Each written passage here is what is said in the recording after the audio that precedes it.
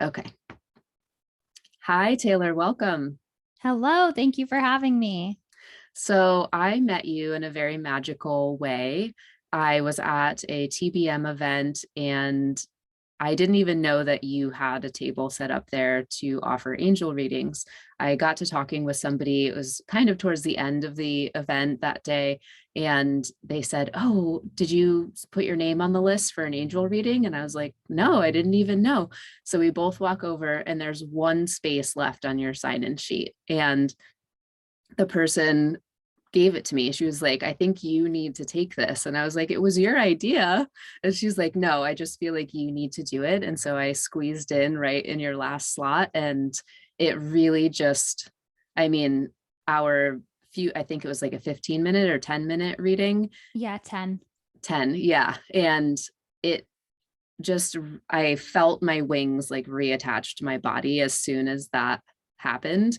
And since then, it's just been this really magical journey. So thank you so much for coming on and tell us a little bit about what you do and how you got started. Yeah, so thank you for that. I'm an angelic intuitive, which basically means I do intuitive readings, and the source of information is through connecting with your angels, which every single person has. And I'm also a birth chart astrologer. So I do less predictive stuff and more of really feeling into the essence of your soul's code through your birth chart and helping you understand yourself and your own journey. So I definitely did not think that this was going to be my path in life. I was an actress, I was a comedy writer, I always loved writing, and I really had some pretty heavy duty witch wounds that kept me loyal to a story of myself, a version of myself that was just a story. And for some reason, quote unquote, I was hitting locked doors. I was coming up against walls. Things were blocked to me. And I realized that like acting was something I decided that I wanted when I was like 7. And then my fixed Scorpio self was like, well, I'm loyal to this till the day I die, I guess. And it just was so not in alignment with me anymore. So I kind of got really scared of my spiritual abilities being right on the surface. Every single person has spiritual abilities. Some people just have them more on the surface. And I got really scared of mine being on the surface in childhood, which I think is a very common occurrence with people who are meant to be healers. It's like we have to heal our own relationship with spirit before we can like help other people. And so I was completely like turned off to spirituality, to anything outside of what I could see, because I was very tormented as a child. I would see ghosts and I would be scared and I would be crying and I would have sleep paralysis and just a lot of really intense stuff. So I completely shut down to everything and just really, if I couldn't see it, I didn't want a part of it. And so that led to me being in toxic relationships, to my health being bad, to being in the wrong career, just not listening to my intuition or following my joy or the GPS of my heart space. And so finally, I was just in this toxic relationship. I believe I was 26 or 27. And all of a sudden, I just got this download, and it was like, sell all of the furniture in your living room and make that into a reading area. And I was so confused because at this point I had done a couple readings. I got out of a toxic relationship and I kind of dabbled. My mom was very spiritual. I was gifted a deck of cards when I was like 17, and I had always kind of dabbled in doing readings, but I was so closed off. And so I started like reading for some friends and I was kind of opening it back up to it. And then that was when the download came. And so I lived in this tiny studio apartment in Studio City, and I sold my couch. I was like, who needs a couch? And my coffee table, which took up like my entire apartment, and put a tapestry of the Star Tarot card, which is my favorite tarot card, with some cushions underneath. And I just said, you know what? that was actually one of the scariest parts of the download. They were like, then you're going to post on Facebook that you're doing practice readings for everyone you know to be aware of. And I was like, wow, that's testing my witch wound, but let's do it. And so I put myself out there. I said, I'm doing free readings to anyone who wants one. And I just started practicing for a whole year for free on whoever would let me. And that really spiraled into now 5 years later, me doing it professionally full time, which has been so beautiful. Wow, so much in there, the witch wound and just that download to as many people as will let you, that's so open-ended. Oh, And I yeah. can imagine how the practice could really help you hone those skills, because I'm on the other end of just starting, and I got a message from somebody, and half of it was true and half of it was not. And I still have like feelings of guilt, that I didn't just like move a little bit slower. And Mm. so I'm interested, how did you navigate that? Did you ever communicate something that was slightly off? Or like fully, if you weren't fully clear on what was coming through, how was that?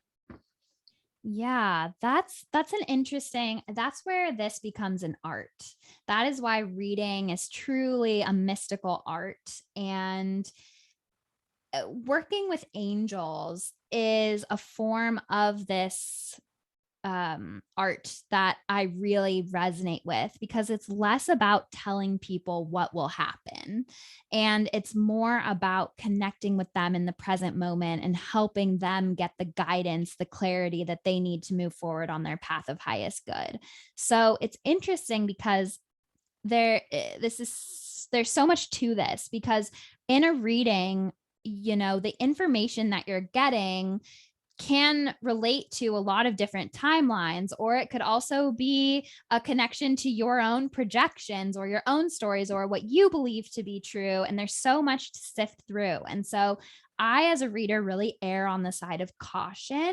And especially in my practice year, I really was like, does that make sense to you? Is this what you experience? I really, instead of putting myself in a position of me giving all of the information, I kind of treat it as a co-creation where it's like, okay, does this resonate with you? Does this make sense with you? And so I feel like, the messages that come through from source are always correct, but our interpretations of it might be sometimes off, or a projection, or not exactly what was meant. And so I think that we can all be gentle in this work, in that we don't say it so much as this is XYZ is going to happen and this is a definite thing. It's like, leave some room for some fluidity, and realizing that a reading is totally a co-creation of the angelic realm, the sitter, and you. And that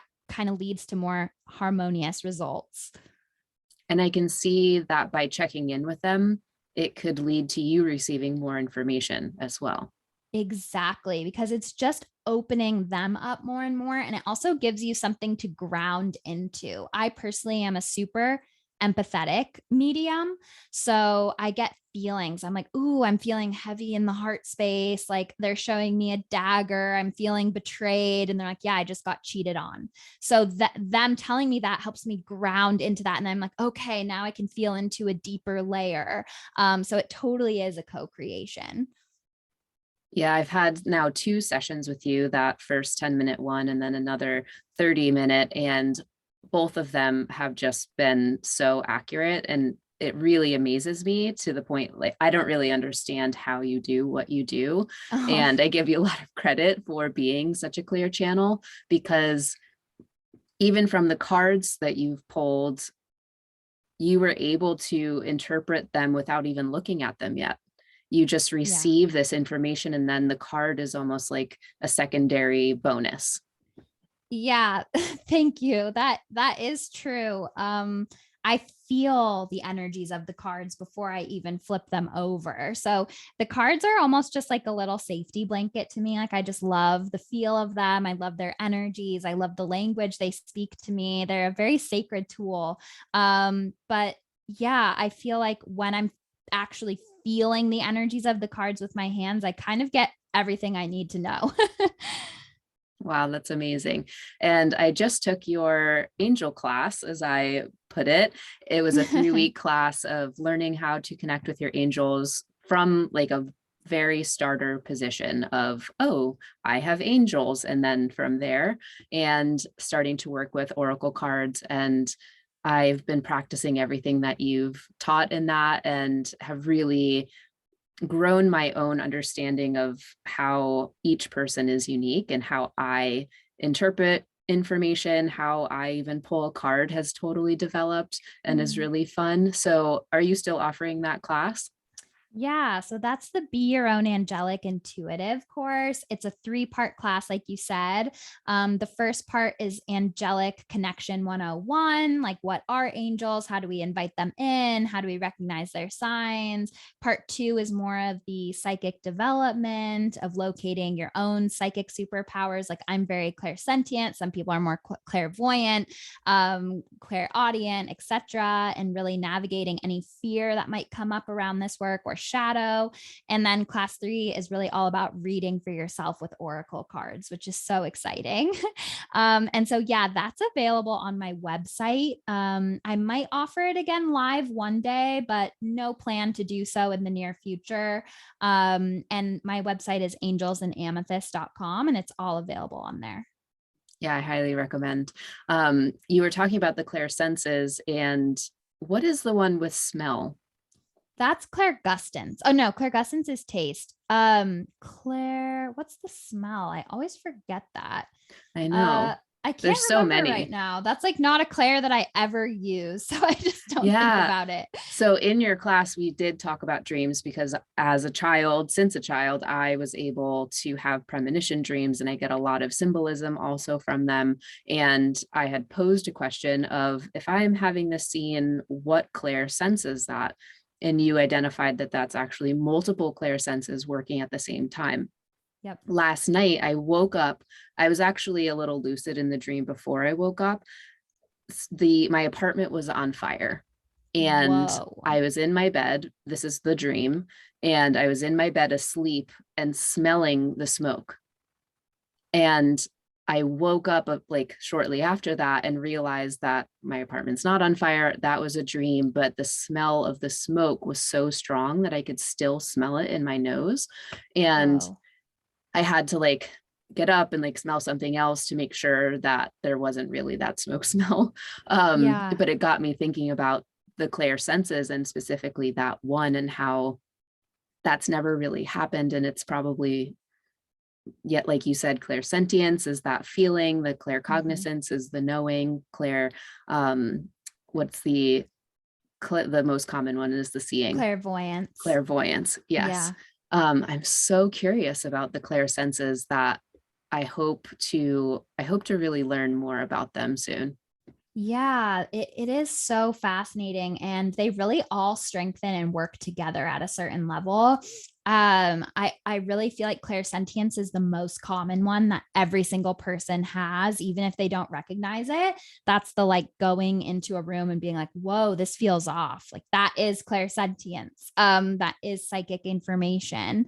But that dream is so interesting because in dreams, like the home is such a important symbol to us. It's like our foundation, it's our safe space, and it being on fire is like really feeling out of control or not secure in some way. And there's so much symbolism there because the fire is also like can be destructive, but it's also regenerative, like phoenix fire. And so that's just, I'm still just processing the dream that you said because that's really powerful, transformative stuff. Yeah, I have just a feeling that it's connected more with my physical body, Mm, dealing with PCOS, having identified this mass that's on my ovary. And I just had my MRI yesterday, which was such a wild experience in itself. wow. And so then having that dream last night, I'm noticing just sadness and stress and worrying about what the results will be, but then having to really sink in and realign with my intuition, the guidance that I have with my angels, and trusting that I'll be okay in whichever direction it unfolds. Yeah, absolutely. And, I have PCOS as well. So I really understand that journey specifically. And I found that PCOS has been such a defining thing in my life, in that I've literally crafted a whole life around being able to rest when I'm menstruating because I can't like function in the world at that time. And because of that, it has set me apart on a totally different path that has actually enabled me to do the work that I do, because I take such good care of myself that I can show up reliably every day in this space. So I feel like people who are on a path of healing are often healers themselves. Like there is this connection there. Yeah, that's really very true from what I see. And it's sad to me how many women are suffering with PCOS, and that is polycystic ovarian syndrome. For people who don't know, it means that your ovaries have many cysts, that you are processing too many eggs every ovulation cycle. And so it kind of gets clogged up and then they get stuck on the ovary. It has to do with insulin and hormonal imbalance. Um, so, and everybody's healing journey is different as well, which makes it a little bit harder to treat. But Mhm. hearing how you set up your monthly cycle, whether it's your menstrual cycle or just how you work in that month, that makes a lot of sense because those hormonal changes are so drastic. Yeah, I've come a very long way in my healing. Like, I don't believe I actually have any cysts anymore. And I've healed myself so much naturally. But when I lost my mom last year, it set me back a lot because grief takes such a toll on the physical body. And it kind of feeds everything inside of yourself that, like, you've been fighting back and cleansing. And so I've come a really long way, but part of just the like surrendering to what is, and my angels have showed me repeatedly that part of healing PCOS is this like soul level acceptance. They were like, where are you co-creating with the PCOS? Like, where are you expecting pain? Where are you not saying yes to things because you're scared that you'll be in pain that day? They're like, where are you making PCOS comfortable in your life? And I was like, whoa, I'm really doing that a lot. And so there also is this whole spiritual part of healing your body as well. That's like, where are you as powerful creatrixes co-creating with the illness and expecting it to be in you? Wow, that I just got this visual of like literally putting it on a pedestal, and that could be Mhm. anything that's in your life that is viewed as negative or something that you don't want to be experiencing. By focusing on it that much and shifting your life around it, you are putting it in that seat that your angels or the God divine universe should be in. Yeah, it's the Yeah. same message I get with ghosts. The people who see ghosts are the people who are so scared of ghosts. Yeah. People who don't believe in ghosts don't see them because our energy is what powers them up. And so there is this sense of us creating self-fulfilling prophecies by giving all of our energy to the quote unquote ghosts, physical or not, in our life. Yes, I am definitely one of those people that sees ghosts. And well, actually, I should rephrase that. I haven't seen a ghost in about a year because I made a decision that they Mm. are not welcome in that Mhm. way in my space. They can't come as a feeling. They can't come through any of my clair senses. That's a good way to put it. Yeah. That I'm not here for them, and I wish them well. And I leave it at that. When I was younger and before, I mean, I would see them all the time. They would touch me, they would come into my dream space. I would have sleep paralysis as well, like you mentioned. And just setting that boundary was really powerful. Yeah, I went through the same exact thing. When I started this journey of being an angelic intuitive, I was like, the only way I'm opening up is to connect with angels. And I've opened that up a little bit more to past loved ones, to spirit guides, but angels were my entry point back into this work to feel completely safe. And I've 100% set energetic laws and containers that do not allow random spirits to cross boundaries with me, because just like we have boundaries in the physical world, we need it in the spiritual world as well. Absolutely. And so let's start at that place of what is an angel? Yeah. So this is always such an interesting question because angel is such a deeply personal word to so many people. And so I say that the definition of angel can mean as many different things to as many different people who are asking the question, and they're all valid. Some people are like angels, they're thinking of the archangels. Some people are thinking of past loved ones. Some people are thinking of guardian angels. Those are all valid answers. But what I'm specifically talking about when I talk about angelic energy is different than past loved ones. It's a form of energy that's from the angelic realm that's never been human before. And they work with past loved ones, they work with spirit guides, but they're their own unique frequency of energy.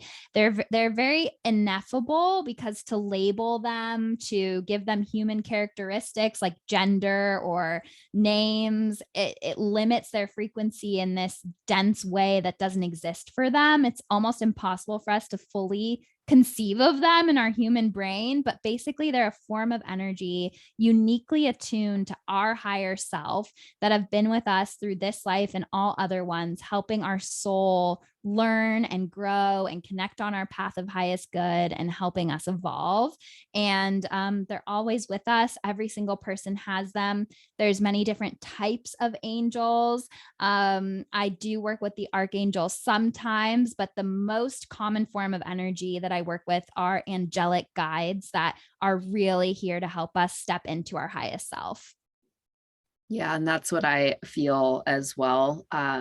I do also give credit to the other forms of them. And I like how you put that because they each will have their own skill set, or it's not a skill set, but they have like their own gifts to Yeah. share with us. Yeah, and they have their own, and really what that is that it resonates in us. Like it makes it easier for us to understand them because truthfully all archangels can help with all things. Like they really are all one and the same in their own way, just like humanity that we are all one, like same with all forms of energy really, and it's all just expressing itself in different ways.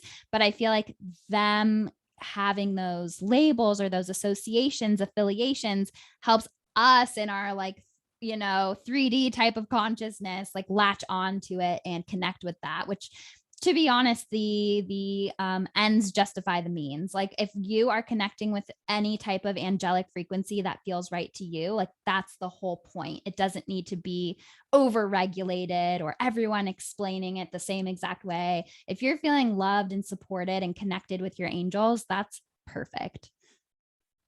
I need that on a t-shirt. I should make um, that. yeah, I have noticed that when I'm communicating with my angels, they're very funny. They kind of Yeah. are a little bit cheeky even. And my mom is coming to visit, and she is helping me. I'm applying for Italian citizenship. I'm at like the last step and I need to get this document. It had to come from New York. I'm in LA. So I asked her, can you please go do this for me? And she's like, I don't know if I'm going to get there on time. She gets there with like 3 minutes to spare. There's a parking space like right in front. She goes in, she hands her credit card and she's, oh, we only take cash. And she like dug in the bottom of her purse and found cash that she didn't even know she had Wow. that was in the exact amount. And she texted me this, and I heard from my angels and they were like, yeah, we were with her making it happen because you're so stressed out that we just Oh, like needed to make it go smoothly. And the way that they communicated it just felt very cheeky. It was like, yeah, you're yeah. like stressed out, so we're gonna go over there and help her. Yeah, truly. And I found similar things that people's angels, my own angels, are really funny. I mean, they're just like pure love and joy. And so it's almost like they're extra funny because what they say just makes so much sense. And we're just like, oh, yeah, haha, like you got me again, you know? Absolutely. Yeah. So how do you, what's the best place for somebody to start if they have not connected with their angels? The best place to start is inviting your angels in out loud. And the reason why I recommend doing it out loud is because your level of resistance to speaking out loud clearly in a nice tone to invite your angels in will show you the exact level of conditioning and shadows and wounds that are keeping you from hearing your angel's voice. Like if you feel completely open and you're like, angels, you're invited in. I love you. Welcome. And it brings up no shame, no like feeling silly, no questioning yourself. Like then you're already a pretty clear, open person to this work. But to a lot of people who grew up in this society, it feels kind of silly to invite your angels in out loud. And there's a lot of self-doubt. And so it's a practice. And I recommend inviting them in out loud every single day so that you can start to get more used to it. It's just like any relationship that you build it with time and trust and patience. And so, yeah, the best way is to invite them in out loud because they really honor your free will and they won't intervene if you don't invite them into.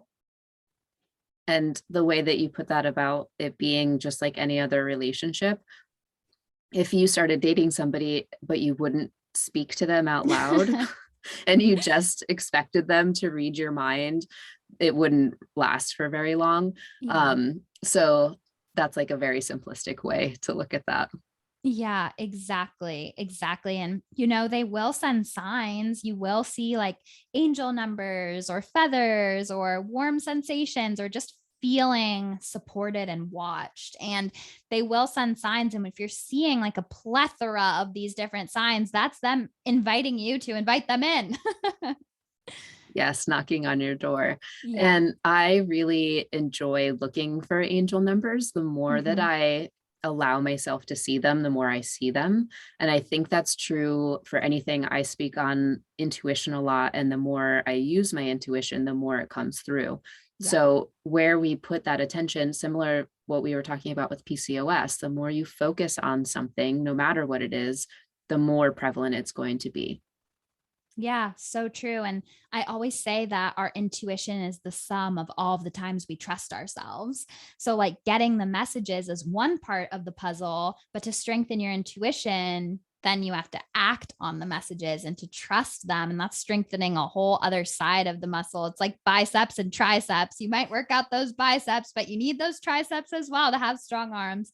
Speaking from personal experience, trying to get more upper body strength. Oh, that's great. So, what would you say would be like the ultimate goal for somebody, for society as a whole? If everybody could connect with their angels, what would happen, do you think? Wow.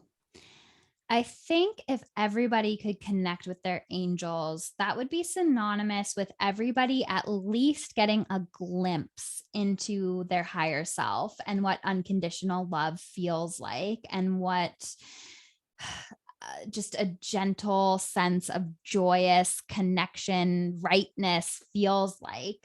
And fear is the absolute opposing force to angelic energy. So if everyone connected with their angels in the world, there would be a greater sense of community, of stewardship for the planet, of letting go of a lot of the materialism and control that feels so important from a fearful egoic place and realizing a little bit more of what truly is important and why our souls are here. And it's interesting because I feel like with polarity is part of the setup for us humans to grow and to learn. So it feels almost impossible that every single person at once would be experiencing angelic connection because then there would be no push pull to help us grow. But if that was the case, I really think the world would just be healed and everything would be solved and everyone would be helping bring out the best in each other and reminding each other of angelic connection. If we as a global society valued that, that would be amazing. Hmm. That fear can really get in there. And fear, I see fear as like a spectrum. Fear is Mm, the root, but then it covers so many things. It covers anger, depression, grief, like you mentioned. And so when we're in that place, it's really sticky. It kind of feels like you're stuck in mud. Mhm. And opening up to one's angels, at least for me, because still I communicate with my angels daily, and sometimes I have a really bad day. And it just seems harder to connect with them, or I get this kind of Yeah. like, yeah, I know you're here, but I just feel da da da da da. And then I almost keep myself down there. And Yeah. it's curious why we do that. I think that there is a very human way of thinking that can sabotage us, which has come through to me many different times, which is if then statements. Like, if I invite my angels in, then I'll never have to experience XYZ again. And I feel like we live in a very binary type of experience with these if then statements. And it's all truly an illusion of control. We need the illusion of having control over what our experience on this planet is. But what I've come to learn, especially in the last year, losing my mom suddenly, is that nothing is really owed to us and we can't expect anything. And so I think there is this sense of like, okay, well, I invited my angels in, I'm getting these signs, like, and now I'm betrayed if I experience anything less than ecstasy and bliss every single day. And I think that angels are really always here to help guide us, to help lead us to the most harmonious possible timeline. But we're still humans here to learn and grow and evolve through lessons and tests and to go outside of our comfort zone. And our angels are just teammates and coaches helping us do that. But it's not like once you have a basketball coach, you don't have to play the game. There, you still do have to, or not have to, but it's suggested to, you know, go through everything life is throwing at you. And I remember going through a really similar stage in my spiritual journey where I was going through a really bad breakup and I was so confused and I was very broody and angsty. And I was like, you know what, angels, like, you said you were with me and now I'm going through this. Like, how could I be going through this if you were really with me? And they're like, we are with you. You're not with us. And I was like, mic drop. That is correct. I am not with you. I'm in a very low place.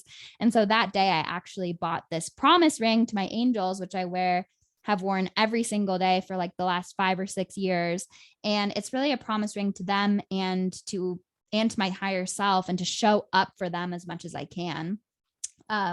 So yeah, I feel like there's this I feel like humans are just so scared. And so there's this um tendency to just want to hold the reins of life so tightly, but that's not the purpose of angelic connection. They don't, absolve you from going through what your soul is meant to go through in this life, but they help you make the choices, follow your joy, and connect with your path of highest good in the most harmonious way possible. Mhm.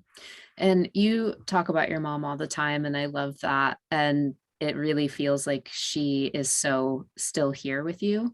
Yeah. And you share often these little secret messages that she'll send through. Yeah. Did you have a conversation with her ever, or do you just see them and know that it's her?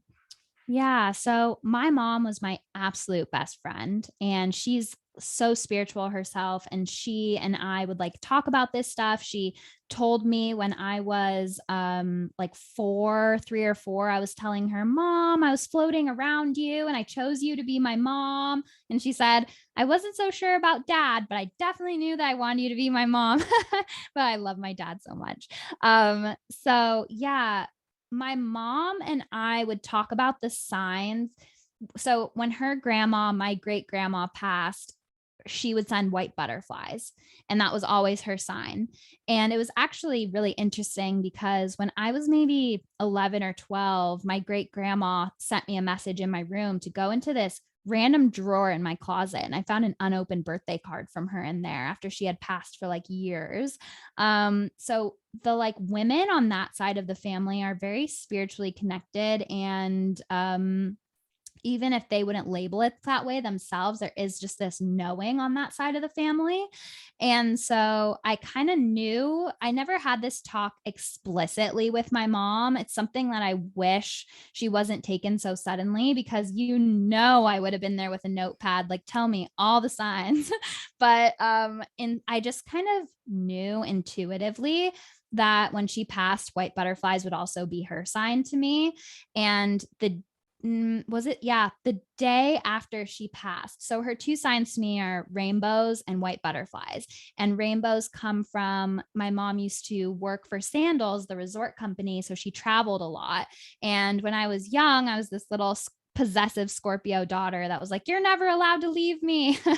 You never get room to breathe. Stay with me forever. And so she would draw these rainbow bridges where it was like my soul connected with her soul through a rainbow bridge. And so I knew that was one of our symbols too. And so the day after she passed, I told my fiance, like, please take me to Target. I want to get a mouse so I can play The Sims and just like erase myself into this virtual reality and create Sims. And just like, I don't even know what I was doing. I was like having Sim babies and just like running a farm on The Sims. But whatever you have to do to get through that initial grief, just do it. And so he took me to Target. And I was telling him on the car ride home, well, first of all, the only keyboard left, because I also needed a keyboard and a mouse so I could play. And the only keyboard left was completely rainbow. And I didn't even notice that at first, that it was like a sign that the only one left was completely rainbow. So we were driving on the way home and we were on the freeway. And I said, my mom signed to me as white butterflies. Like, she will send it. And my fiance was kind of like, okay, babe, well, even if she sends a butterfly, that's cool. Like, white butterflies are kind of rare. Like, it's okay if you don't see a white butterfly and you just see a normal butterfly. That's still an amazing sign. Like, trying to kind of set my expectations up to still be like feeling that she was with me. 1 second later, not one, but two pure white butterflies on the freeway. We're going 70 miles, start dancing in front of our windshield, one for me and one for him. And his jaw dropped. And he was like, I was like, oh, can you explain that? And he was like, that was amazing. And we were both just freaking out. And so, yeah, just the other week, it was my dad's birthday and I missed her so much. And my fiance like accidentally took us to the wrong movie theater that we were supposed to go to. But it obviously wasn't a mistake, because there was a whole wall of white butterflies there at the quote unquote wrong one. So there have just been so many signs and symbols. And I mean, my angels told me about 8 months before my mom passed to start training in mediumship. And I was like, that's interesting. And so that background knowledge has helped me connect with her a lot more. Wow. Yeah. So exciting. I loved the joy that you were able to communicate that with. And Yeah. I've been reading this book. It's called Signs, The Secret Language of the Universe, for Yeah. the book club this month for Completely Golden. And each chapter is a different experience with a client, similar to that, where they come in and a loved one has just passed and they're struggling with that grief and they don't know really what the signs are, if there are signs. And then they explain things like that, like you just said, and it totally changes their perception. Yeah. And one thing that I got from that was that our loved ones are always with us. They don't just Yeah. like leave and then they send you signs from another faraway land. Yeah. They're here and they're constantly communicating with us. And so the more you open yourself up to that, yes, their physical body isn't here. And so that is very different. And there's still grief around that. And you can still move through your life knowing that they're right there, maybe even closer than if they had a physical body. Yeah. Is that the book by Laura Lynn Jackson? Yes. I love that book. I have read that. Yeah, I totally agree. And it's been so magical. Even I've done some practice mediumship readings when my angels told me to. And like it's incredible what comes through. Like I was practicing on a friend of mine, and her grandpa came through and was describing an exact portrait of something that was in. So basically I was reading for a friend of mine, and I was like, this is a practice reading, like just let's see what comes through. And I was like, he's showing me a portrait and it has like a vase of flowers on it. She's like, I have no idea what that is. And I was like, okay, well, I'm just practicing. So, it's probably nothing.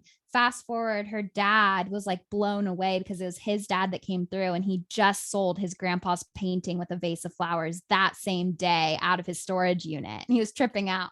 Wow, that's so cool. Yeah. So it's like Wow. crazy.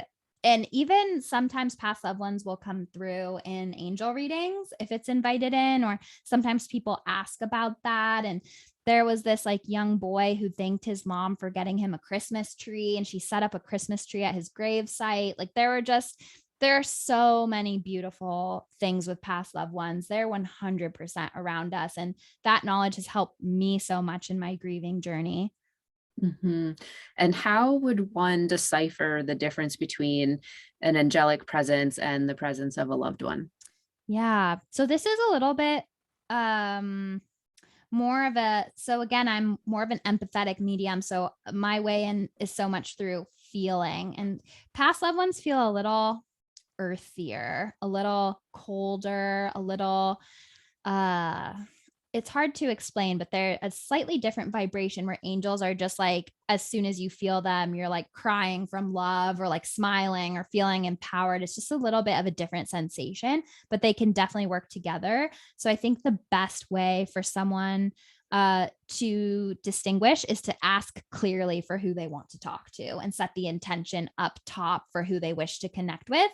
And then that way you can relax into it. And you can even ask your angels, like, please help my loved ones come through, or however you want to do that. And that really empowers whoever is doing that practice, because you get to decide, you get to set clear, energetic, I guess they're boundaries. They're not as harsh as what we think boundaries are usually, but you are deciding how you want to be connected. And yeah, I like that. Yeah, absolutely. And I think it's a good practice overall before you start trying to reach out to get messages, is to be very clear who you're asking, because there's a lot of different types of psychic information and beings out there. hmm Yeah, I did an entity removal session with Whoa. a hypnotherapist, Leo. I have a previous podcast episode with him, and it was so wild. Just going through that whole process of identifying this entity and ushering it out of my space and hopefully out of this universe, um, to go back to where it came from. Um, it's really cool. The more I dive into this topic about energy, angelic and other, I'm just blown away. Yeah, I know. It's just amazing, and the more you connect with it, the more it just seems so obvious. It's like almost like all of us are walking around with our hands energetically tied behind our backs by not having been exposed to our intuitive gifts, our intuition, our guides, our angels from an early age, because they really are available to everyone. hmm And it's that societal programming of shutting that down, and either through disbelief or just viewing it as wicked or taboo. And you mentioned Yeah. that witch wound. How Yeah. did that come up? Like, did you always feel that it was there, or did you realize it later in life? Yeah, I always felt that it was there, but I didn't have a name to put to it. I had vivid memories of me burning, which was very, and also hanging. And I was very sensitive to even people touching my neck when I was younger. Like I really was not okay with that. And I even had random friends come up to me and be like, I literally had a dream where you were a witch and you were like being burnt at the stake, like multiple people telling me that. And so it always was something that was around me, and I was so closed. Like I did not want to tell anyone that I got messages, that I had dreams and then things happened from them. I just didn't want anyone to know. I was in hiding, and that was like repressing the authenticity of who I am. And I'm here to give messages, and I was hiding them with everything I had in me. And because of it, I was making myself sick. And so yeah, this witch wound, when I was going through my Saturn return, maybe at the age of, well, a little bit before my Saturn return, around 27, I read this book called Witch by Lisa Lister, and it just resonated with me so much. And I had all that book sparked a bunch of past life memories and a bunch of knowing. And I mean, I would watch like an Outlander, the scene where they're like the pregnant ladies like going to the witch trials, and I would bawl my eyes out. I would be like automatically put into visions and doing like channeled writing, like just so much intensity around that. That yeah, I just realized that I was so scared to be seen and be persecuted for my spiritual beliefs in this life, that as soon as I could kind of push myself out of that comfort zone, I realized that I was attracting the oppressors by oppressing myself. And by freeing myself and speaking my truth, I attracted the people who were liberating to me. Wow. That's very clear. Energy shift is so important. And Yeah. just your visceral reactions to all of that is really interesting, because I've always been interested. Like I loved watching Sabrina the Teenage Witch when I was little, and even the Mm-hmm. newer series version of it is great. And equally, I never really identified as being a witch. And a friend of mine, she was like, there's no way. You have to be. Like, there's no way. And so I haven't really had any specific regressions come through, but the only thing that really feels like it could be accurate if I was a witch is that I hid myself, Mm-hmm. and that I wasn't ever actually persecuted. And so that's why I don't have that like really strong reaction. Yeah. But I kept myself hidden so that I Yeah. could be safe. And by doing that, I had to suppress all of my powers, and I had to just kind of go through society acting like everyone else. Yeah.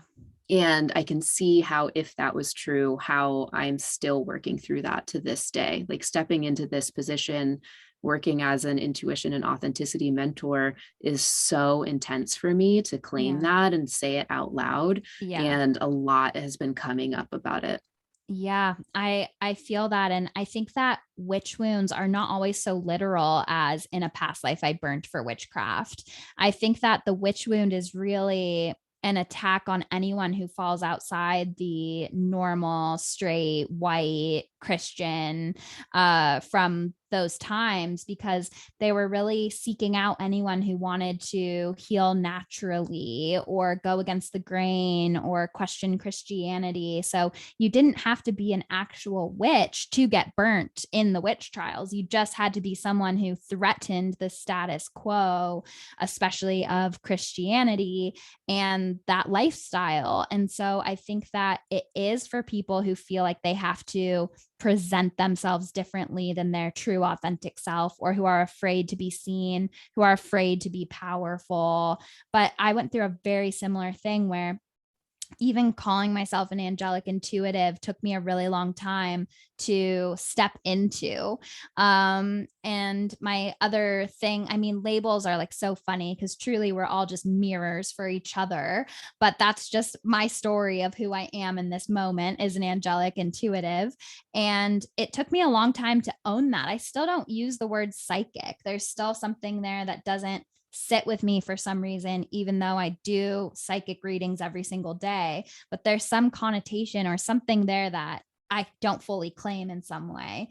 And it's interesting. I think it will take many lifetimes to sift through and analyze and undo and reclaim. Mm-hmm. And I do think that certain words have their own, or words have their own frequency. And so Mhm. angelic intuitive to me feels like very light and Mhm. curious and exciting and like, oh, that's really interesting. Whereas psychic, perhaps it's just societal programming, but that I feel like even the slightest pullback, and I'm Yeah. just like, okay. I just don't really grasp it. Yeah, I feel the same exact way. And I'm so glad you say that because I do feel the frequency of words as well. And I feel like psychic almost has something like, what's the right word? It almost feels like psychic is something like, I'm going to tell you about you. Like, I'm going to tell you what your future will be. And I feel like angelic intuitive is like very light. Like, let's explore together. Let's realign you. Let's connect on your path of highest good. And I definitely resonate with a little bit more of an airiness to the work. And that openness, the Yeah. angelic intuitive feels expansive and endless, whereas Yeah. psychic feels very kind of closed and pointed. Yeah. And maybe more predictive, which I try to stay away Mhm. from. And I feel that also with different divining tools. Mm, I have been using the Oracle cards, and somebody asked me if I do tarot. And mhm. I have that same feeling around tarot. There is Yeah. actually one deck that I have like my favorite artist, and he's creating a deck. And when he finishes it, I'm definitely going to buy it. But until that comes out, like I just feel divinely pulled to that one. Yeah. But to all other tarot decks, I have that same kind of feeling that I do with the psychic word. It's just, I don't, there's like a barrier. Yeah, it's so funny because I felt really similar to that. And I grew into tarot as I got more comfortable, but I felt a real resistance to tarot in the beginning. And I only did oracle cards. And then maybe about 3 years ago, like 2 years into my professional journey, I opened more up to tarot. I think that my boundaries had to be strong enough with spirit and with myself, and my ability to interpret needed to be at a level where I was ready because tarot is so rich. It has so much to it between the astrology, the numerology, the symbolism. There's just so much with tarot that it felt like so much to bite off and chew. It took me a while to feel ready to even start exploring that. And I'm in that place where it, my plate is so full that it's now the food is like creeping onto the table, and I'm like, I can't, I don't want it to go onto the floor. So I need to just like stop where I'm at and just digest everything that I have in front of me. I think that's smart. And also, these tools are meant to serve us and help us. Like, we don't have to do anything that doesn't bring us joy. And also, we have, maybe in the future, tarot will resonate with you and oracle cards won't. Like, we just never know. But I always say that whatever is sparking joy for you and feeling fun, enjoy that and go with it. Mhm. Thank you so much, Taylor. This has been such a great conversation, and have Yes. felt our angels all around us the whole time. And where can people connect with you? So thank you for having me. My most active platform is Instagram. My Instagram is at angels _and _amethyst. Angels and amethyst with underscores. I only have one account. There are always about 10 people pretending to be me, as I'm sure people in the spiritual world have experienced with a lot of people. So if you follow me, just know that some fake accounts might follow you back and try to message you for a reading. Just please block and report them. No need to let me know about that. And that's where I'm most active. I post a lot of content and teaching stuff and angelic connection stuff on there. That's really fun. And then my website is angelsandamethyst.com. I have, you can join my wait list for a reading there. You can take the angelic connection workshop, which if you use code 333 will give you $33 off of that workshop series. And lastly, I also am offering monthly Earth Angel Club. So depending on what season you're listening to this in, I do angelic healings and meditations and visualizations that are attuned to the energy of the cosmos at the moment and whatever zodiac sign we are in. The sun sun is in.